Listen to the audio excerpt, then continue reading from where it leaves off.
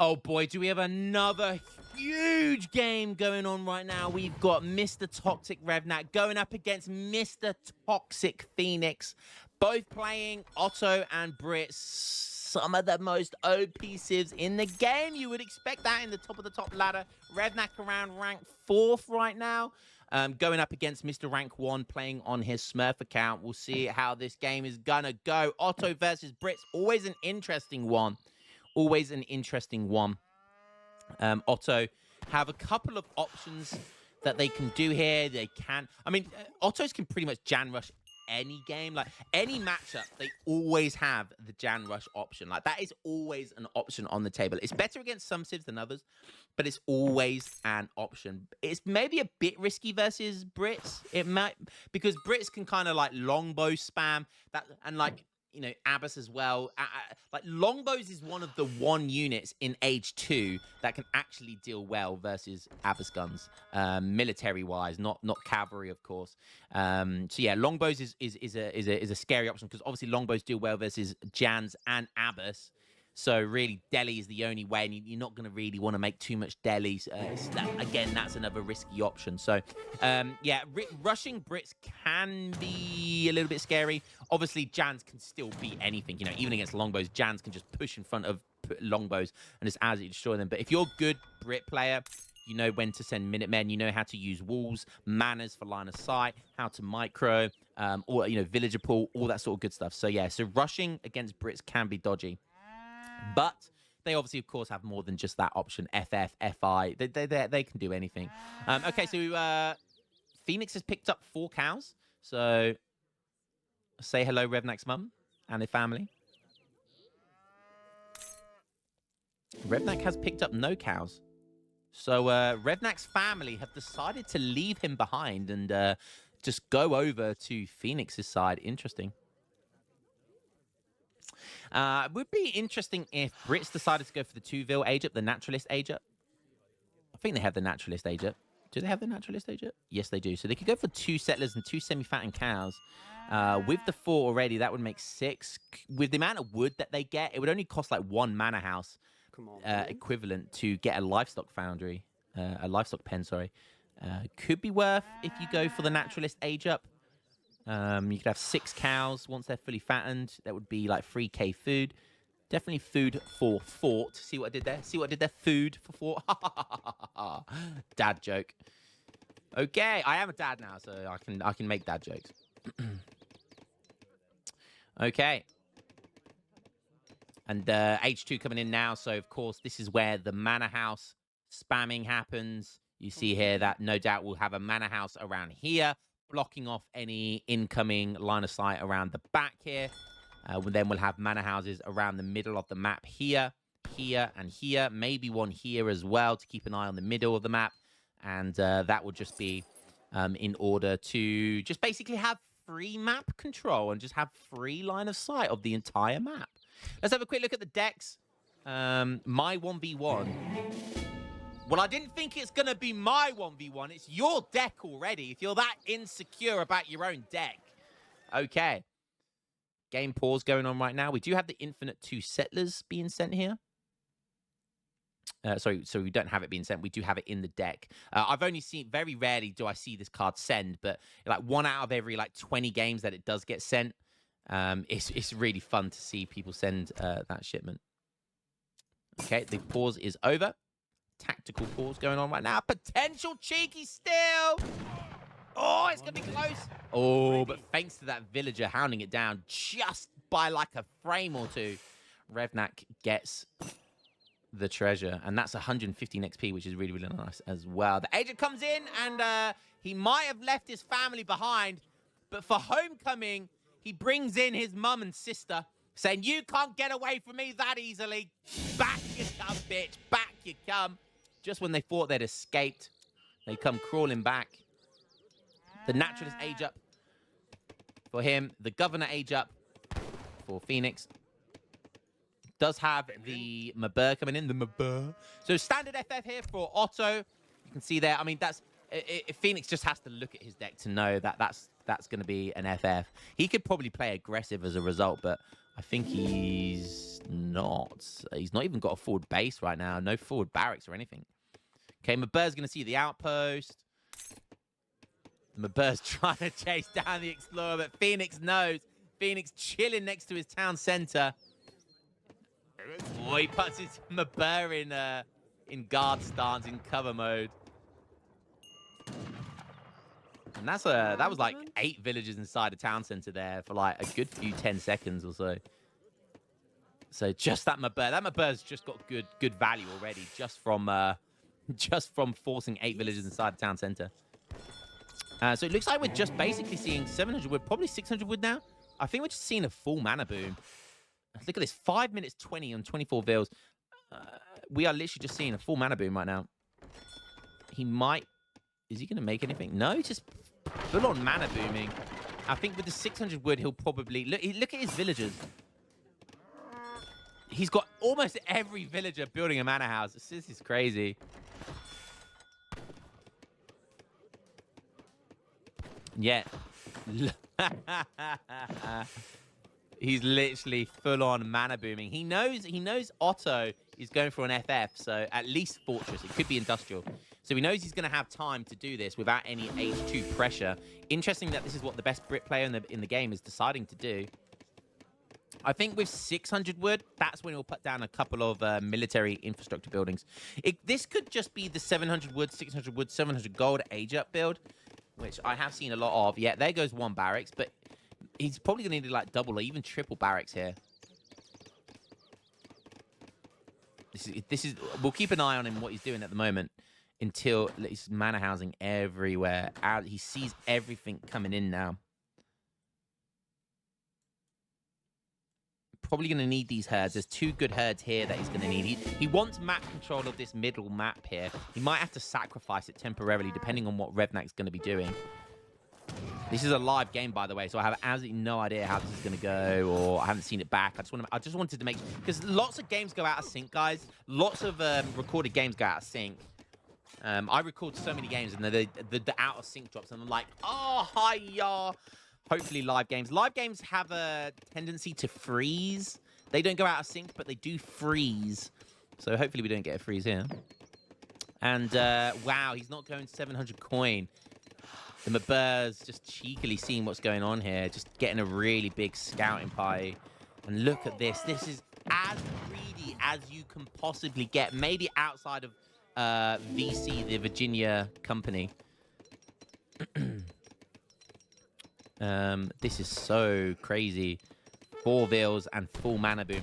We're at 7.5 minutes and he's on 46 villagers. Bruh! He's halfway maxed vills. Pretty much. And it's 7.5 minutes of the game. Okay, so Revnak's going for the 4 Abbas /5 Spahi build. Yeah, with 700 wood. So this is the FF I like to do a lot. This is actually OG, the original Look Tom build. Everyone copied Look Tom. I'm just saying, I copied Look Tom, Julian copied Look Tom, Revnak's copying Look Tom. This was the Look Tom build. And no doubt he'll go for 1k coin, and he'll age up behind this. Yep. Phoenix going for the windmill here, just for an extra vill worth of food trickle. Somewhere along the line, picked up a dog as well. So there comes a windmill. Always good to put like a house down next to this so you can't lose it. Put like a manor house down next to it or something like that. It's always really, really good. So Revnak's deciding not to dive in here, try and do anything too crazy. He's just sieging down manor houses. And now Phoenix is going for double racks. Stable production here. Okay, so he's on 49 vills. This is when all of his infrastructure is down now. This is where the massing begins. Revnak's not being too... He's being cautious. He's not being too silly here. He's not diving in. He's not sending falconets. Not doing anything like that.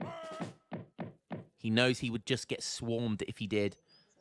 No doubt he'll pick up the windmill. Yep, as I say that. Start shooting it. Oh, but Phoenix sees it and wants a piece of the action. The issue is, though, Phoenix doesn't want to dive in against this. This is very risky to dive in, especially when you've got Minutemen. Double bash a Buzik pull here. Phoenix does pick up the windmill, though. Super greedy.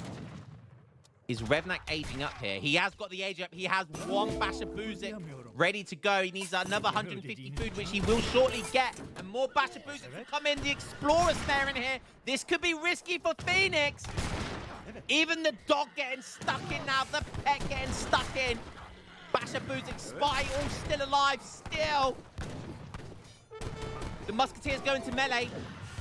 There's Basher Buziks and Hammer's guns are going to be destroying the Musk, but there might just be enough Musk left over. The kiting did enough damage for the melee to kill them all. There's still one Spy left. Another big batch. 3 Hussars coming in. So it was a good timing pull here by Phoenix.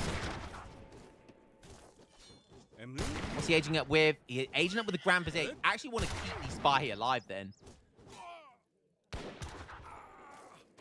And I think Phoenix knows this as well. He knows the timing perfectly. He's pushing in at the perfect time right now. This game could already be over. Look at the score difference already. When the Grand Vizier gets here, that is going to be nice. Moss Construction coming in. He also sent Palace Intrigue, so he's really going all in on these techs here. I'm not sure what he's going to go for first. It looks like he's going for food first, which I believe is for the Spy. Now it's 1250 food. Phoenix is backing up just a little bit because he knows there could be a Grand Vizier pop here. He doesn't want to dive on top of these free Spy. The question is, though, is he going to be able to get the 1250 food? He's got to mark it down there because I think he wants to buy. Yeah. Oh, no. Okay, he was getting a Basher Buzik in there. He was thinking about it, but he counted at the last second. What he wants to do here is get the 1250 food. Oh, yeah, he wants his Explorer back as well for free. That's really dandy. Now he's got a free Eye of the Assassin attack, hopefully on a Hussar there. Yeah, Phoenix is being smart here by backing up. There's a good chance that, yeah, Otto are going to get the 1250 food that they need for the Capiculu Corpse or whatever it's called.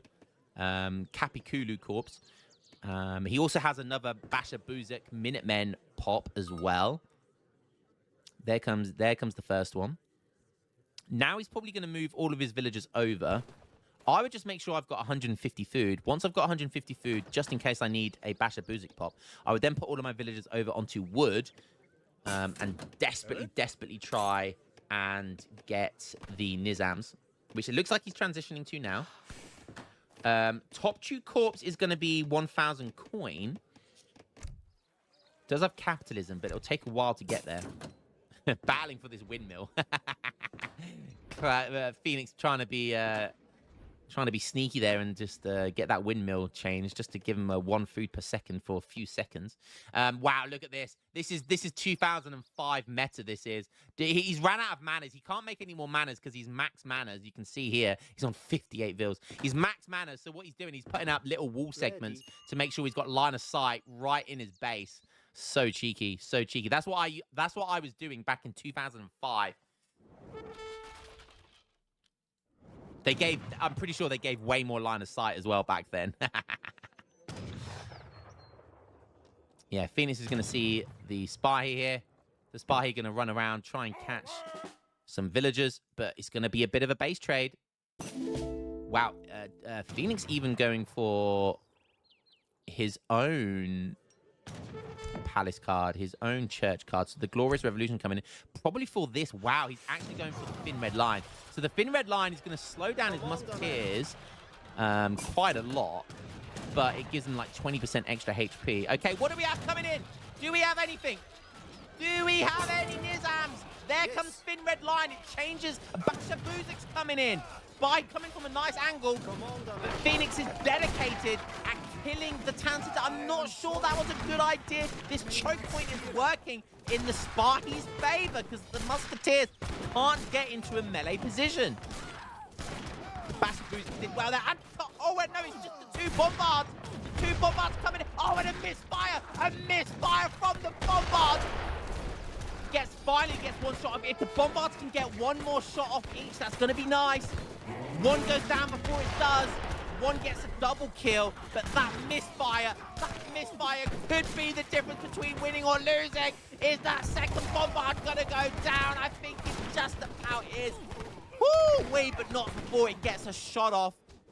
That's a shame about the misfire. That misfire was disgusting. These musketeers now have 203 HP. But they are very slow. As you can see, they're now 3.6 speed. And that's for the entirety of the game. They get all of that extra HP, but they lose the speed. Was that going to be worth it? Who knows? It wasn't worth it here, was it? Because they were so slow. They were being snared. They were trying to get towards the Spahi. But it was a clever approach by Revnak to attack at that angle. A little bit lucky for him, I think. But yeah, thin red line. I don't like it. I don't like thin red line. I think the speed sacrifice is too great. Speed is such an important statistic in this game, like HP, like range and attack, all that sort of stuff, and it just doesn't. Yeah, losing speed is terrible. But Phoenix is on 61 vils. He is on 61 vils. Do not forget. He's got the entire map control, really. He's even keeping an eye on all the mines over here. We take a look at his line of sight. Look, these walls are keeping an eye on any villagers that come this way. Look at this. He's even taken the windmill here. He sees a town center going down because of the windmill line of sight. Look at him. He might as well have a map hack. Look at the map. Look at his line of sight on the map. He might as well have a map hack. And the big bombards. There comes Top True Corpse. And the big downtown volley. Alley-oo. Beautiful. I feel me strength. He's got 4 imams. He's got 4 imams. Hazard getting lot. Get out of there, boy. The slap of God there. 4 imams to heal up the Spahi. 4. That is just how good Spahi are, man. They are so insane. They're acting as insane anti-cav right now as well. And it's such a good composition. Spahi and Bombard is such a good composition, honestly. It's actually insane. Redneck hanging on here. And I say hanging on. And if anything, he's doing really, really well here. He's going to have control of this as well. He's going to have control of this. He's going to have control of this. This berries over here. He's still got these berries over here. He's still got 2 mines with about half coin left. So he's absolutely fine. There's even a cheeky herd down here. So he is absolutely fine. He's actually gonna, he's not gonna run out of natural resources, whilst Phoenix actually will. He's got quadruple barracks and more than a quadruple villager kill there. Oh my goodness. Are we gonna see? Oh, get fucked. Get fucked. Buried in the shade with the cannonballs that killed you. Oh, dearie me. I wish my balls were that big, but Redneck's mum blue balls the hell out of them and sucks them dry, baby. Woo-wee. Down to 56 villagers. That was an insane villager kill there. There was like 10, 12 villagers died there. Now the Nizams are coming out. The Spahi are going for some raids. Oh, he might find some villagers as well if he's paying attention. Oh, he might find the jackpot over here. Phoenix is even going for the boat boom. How greedy can one man be? Oh, so many vills dying here. Is he going to lose? Is he going to lose to the Ottoman? Deary, deary me. Don't forget Nizams in their normal stance have a 2 multiplier versus heavy infantry. So they do 60 damage. They're basically like Abbas guns against musketeers. Absolutely insane. Oh, deary me. Deary, deary me. This is going from bad to worse. 40, he's down to 47. Now, but Blackwatch coming in and Culverin's on the way. He's going to need at least 3 Culverins, and he's not going to be able to get that, and he's not going to be able to gather that 1k coin in time either. This game is probably over right now. This game may be over. 38 vills. Yeah, I mean, having 3 town centers, a 2 town center card is pretty nice, isn't it? He can make another 2 town centers as well. God, dearie me. And he's just going to call it. He is just going to call it. Even though Blackwatch and Culverins are on the way, he can see the writing on the wall. And, yeah, he's going to call it there. He ages up with the covered wagon. But yeah, that's not going to be enough. Bit of a decision-making difference here, I think, this game. It looked like the Nizams probably saw some villagers down here, or we're going to go down that way anyway. He loses two barracks here. This game is over. Always a close matchup between these 2 guys and these 2 civilizations. I think the difference this game was the decision making made by Phoenix. I don't think he needed to dive in when he did. And I think Thin Red Line was a big no-no. And he didn't need to take that TC down. There was no reason why he needed to take that TC down. And yeah, just got caught, which happens. Oh, look at all resources gathered.